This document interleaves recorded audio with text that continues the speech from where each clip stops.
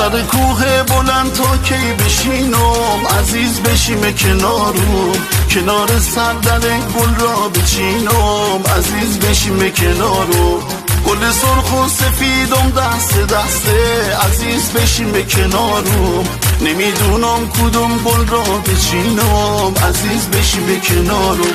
عزیز بشیم کنارم، ز عشقت بیقرارم، به خدا دوست میدارم، حالا نرو از کنارم، حالا نرو از کنارم، جون تو طاقت ندارم، به خدا طاقت ندارم.